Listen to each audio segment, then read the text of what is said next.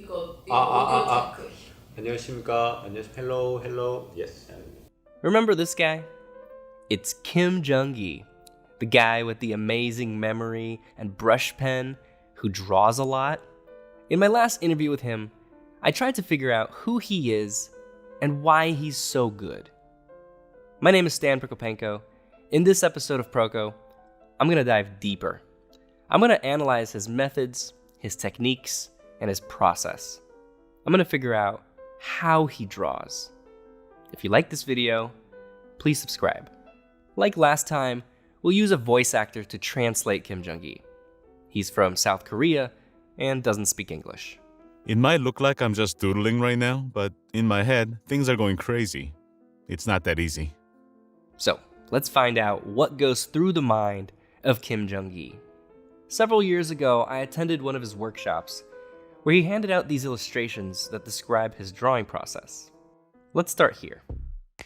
First, once I decide to draw, I think about what. And then I create another me in my mind. Another me, aka mini-me, will be traveling through the space of what I want to draw. Let's take this situation for example. Now, I send a bunch of my mini-me's all over the space to find the best suited location for me to draw. Which perspective should I use? Where is the coolest angle or composition with the most impact? Will I be seeing in Nippleman's perspective? Or should I see in Perverted Pokemon's perspective? What kind of situation is it? What kind of things are around me? I think about what kind of buildings, vehicles, people, animals, plants would fit this situation. After organizing it in my mind, I have to materialize it, but this is not as easy as it sounds. I have to recall all of my background knowledge. You can also use all the resources at your disposal, so there is no need to think that you have to draw without looking at any reference material. I also collect and use many reference materials when I draw. I have trained myself to be able to recall images. A habit of always observing helps to remember more. And if I understand the subject matter, I'll be able to get more from it.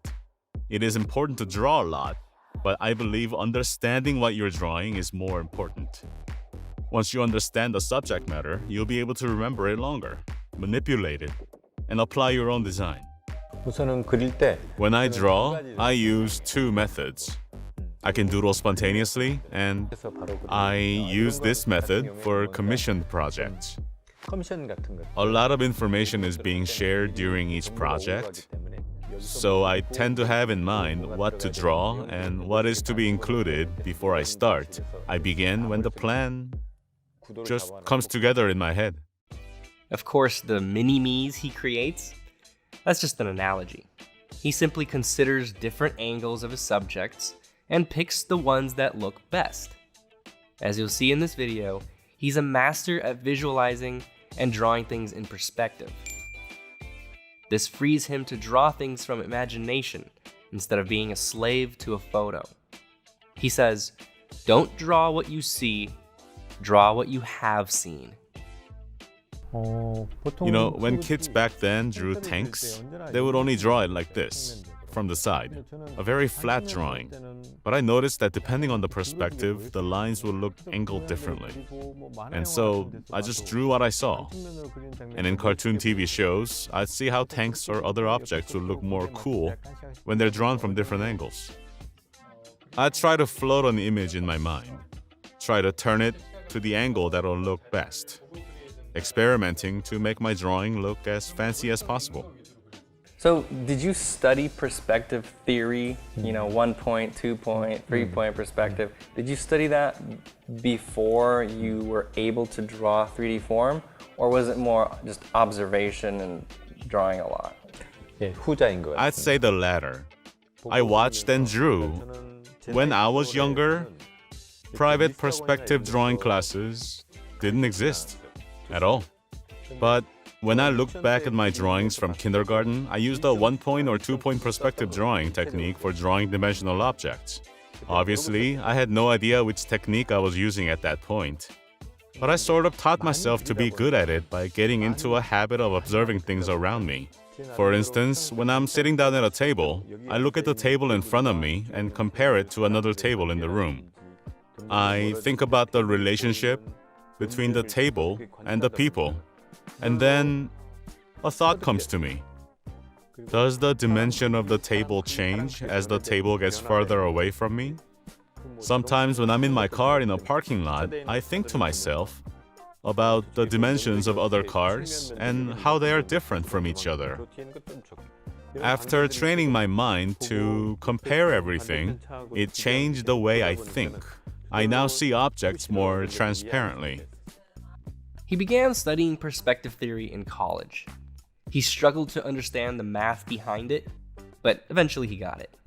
When he was already drawing in 3D, he struggled to understand it because, to him, it was intuitive, not measured. Understanding perspective intuitively is a keystone in drawing like Kim Jung Gi. Did it help to learn the theory, or was it just confusing and then you just went back to your natural observation skills? 아니요, 도움이 많이 됐습니다. Learning theories helped me a lot. When I combined the existing knowledge with the new set of theories, it helped me set a foundational basis.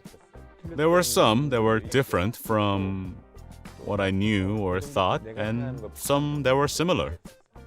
In his workshops, he talks about perspective a lot. Let's try to understand what goes through his mind when he's drawing three-dimensional objects. Many inexperienced artists will approach drawing with flat contour lines. A concept he uses a lot to help defeat this is cross contour lines. Adding some cross contour lines gives it depth and defines the angle. A very similar contour with a different cross contour suggests a very different angle. This is an easy concept to understand, but difficult to put into practice when you're drawing something more complicated than a simple mannequin with obvious cross contours. He does it all over the place in his details. He looks for it in the opening of a pocket or wrinkles in the fabric. You can utilize the stitching of clothing. It can be a good indication of the folds and the cross contour line of the body. Here's another pillar for drawing like Kim Jung Gi: the three axes. Everything has a height, a width, and a depth. When he starts drawing, he imagines a perspective grid, or a box containing the object he's about to draw, because a box defines those three axes. The first stroke that I made was the helmet line. I'm referencing that line along with my perspective so I don't go off of my grid in my head. When I first drew that line, my overall eye level was defined. The first stroke that I made was above my eye level. It's tilting up and tapering down. And the indication of the eyes has more stiff curves because it's honoring the vanishing point.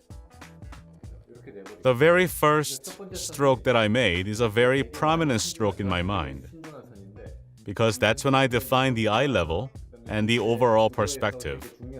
You will often see people drawing guidelines or perspective lines before they draw. I'm referencing every stroke that I'm making as actually being a perspective guideline in itself, because I'm referencing the lines that I'm making as I go, and I always try to pay attention to the angles and the perspective that I'm making. This applies not just to the helmet, but to the whole figure the helmet is sitting on. We can extend the box on all three axes in the perspective he's already established.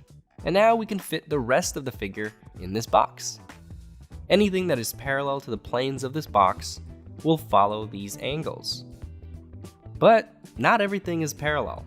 The arm, for example, is tilted diagonally, so it has its own set of angles.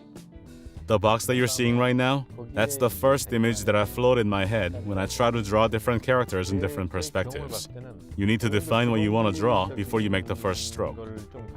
I've found that if you have the fundamentals down, the speed of progress accelerates much more quickly. I improved really fast once I had understood the shape of the cube. In it was perspective, mass, shape, and shadow.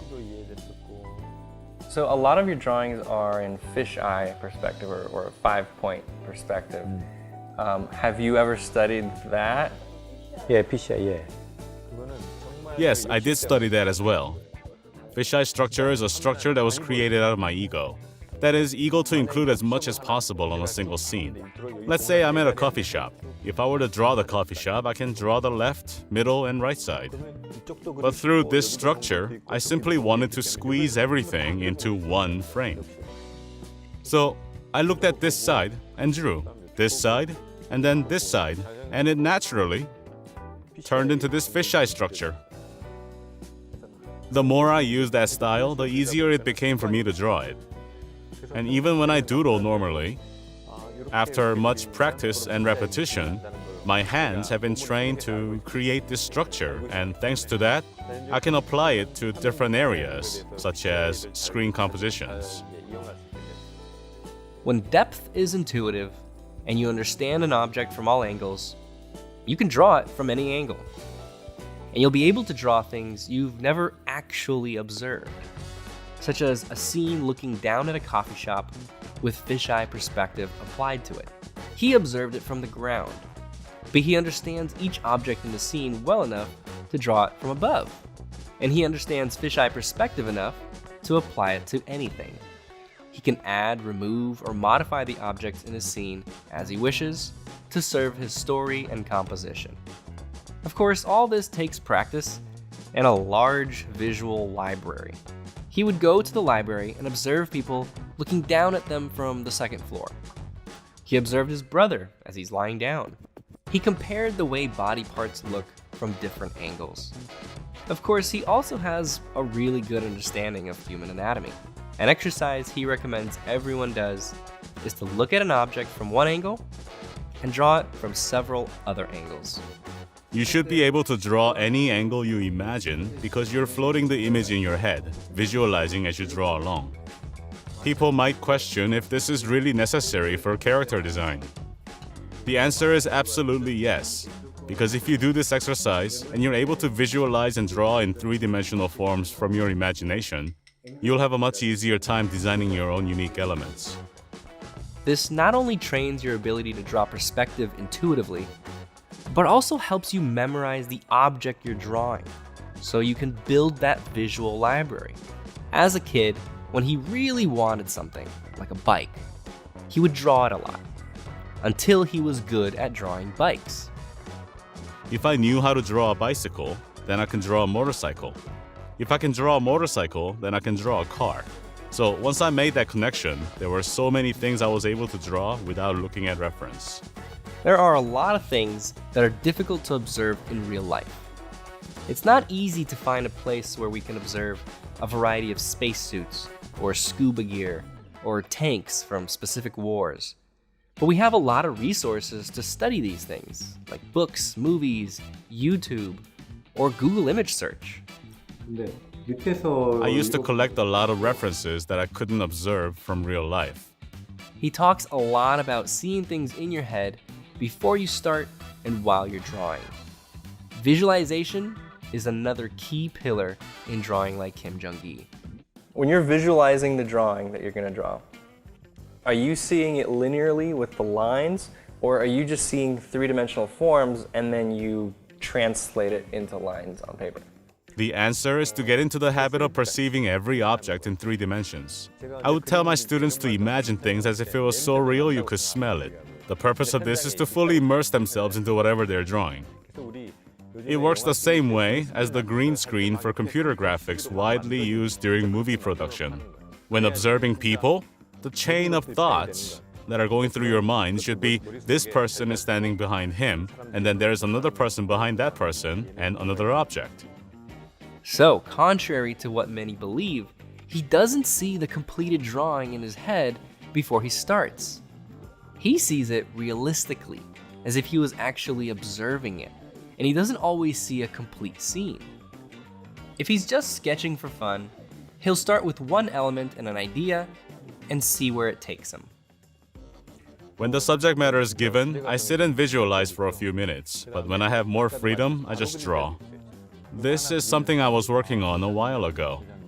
I was portraying the process of a surgery, and I ended up creating more images and backgrounds spontaneously. When I thought about a surgical procedure being done, I initially thought about drawing the inside of a human brain. But then I realized it might be too boring, so I decided to change the human into an alien. So pretty much everything can be created spontaneously. I asked him how he learned to translate his vision of the real world into a line drawing. I found myself being more detached from simple lines. I used to do a lot of underlying pencil sketches, and I left a lot of lines in them. Yeah, very meticulously. Back then, I also had a bad temper, so when I did not like the way things looked, let's say the back of a person, I would tear it apart, draw, and repeat this process until I had what I liked. There's even a drawing when I did that 11 times. However, as I gained more knowledge and experience, the number of lines in my drawing became less and less, and the drawing became more simplified. It used to take 30 lines to draw a face, but that's not the case anymore. The same goes for the eyes. It'd take multiple attempts to create the look of an eye that I wanted, but now I can draw it in one go. So, this is basically how I got to develop my current style of lines. The key is you have to first visualize what you want to draw in your head and try to jot it down with one stroke. Don't be afraid of using pen because it's permanent, but consider using a graphite pencil so you have no pressure of making a mistake and build that wrist strength. Being scared of making a mistake is just not going to help you. So consider the most familiar medium that you might be using right now and just try to practice a lot. When people see me doing a live drawing, they often try out using a brush pen, but the first time you try it, it's a new medium, so it's going to be pretty difficult on your wrist, just to break the habit. Once you practice more and become more familiar with what you use, no matter what it is, it's going to be a useful tool for you. When he was young, he was inspired by anime and manga, so his drawings naturally gravitated toward linear.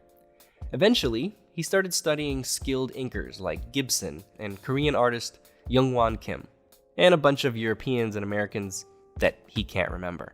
He's known for his linear style, but he actually does a lot of tonal work too. The path to mastering shading is the same path we just discussed.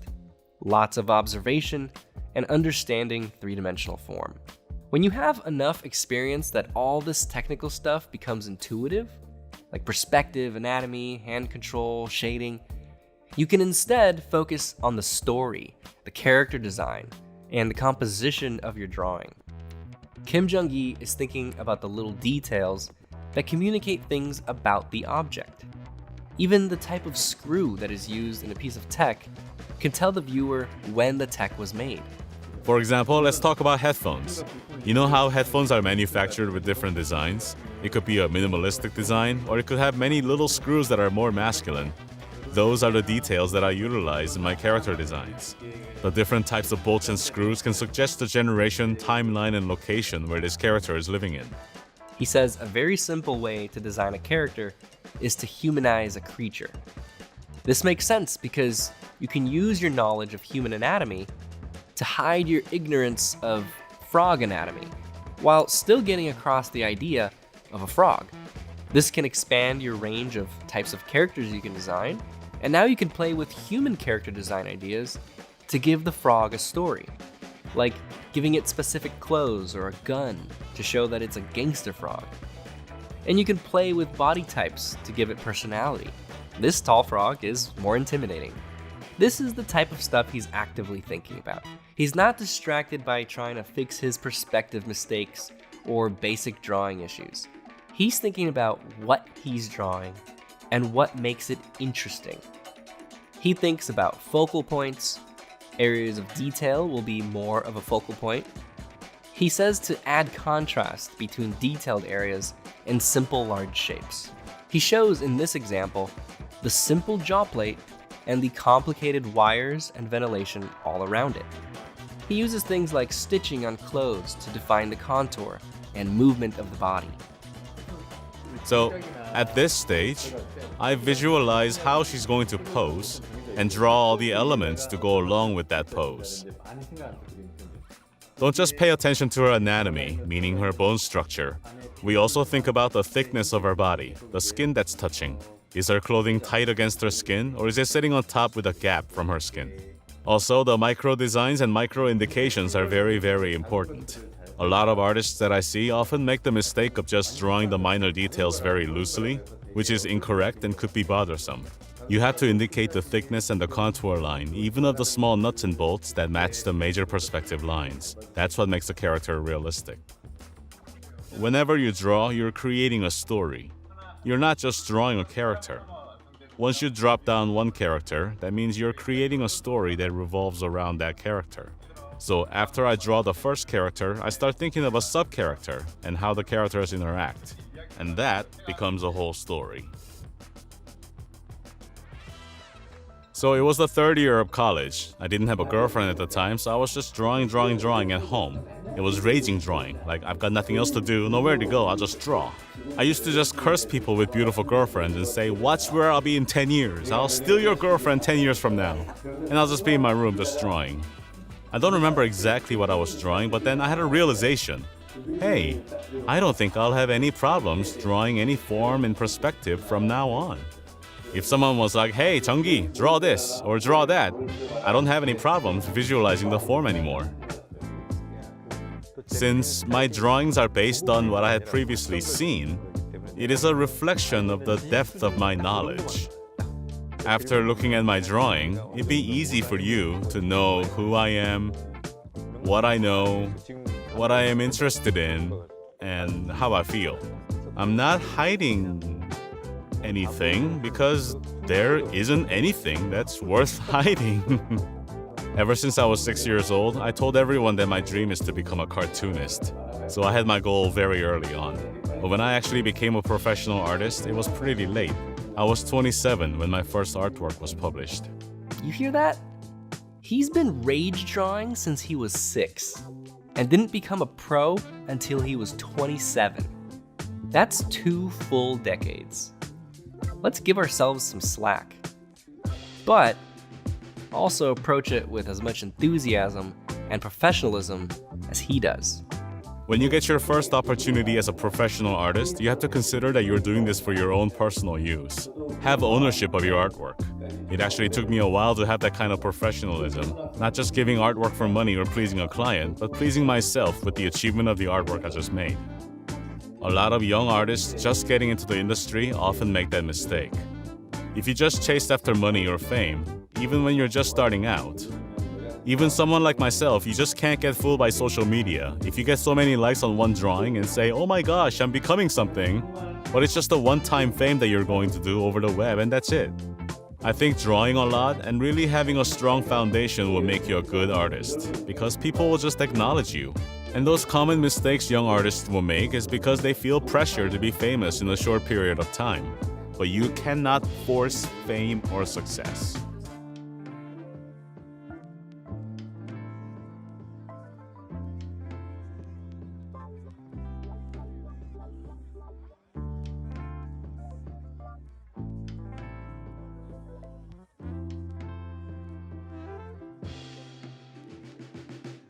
Thank you so much. Yeah, oh, thank you. Thank you. Thank you. Thank you.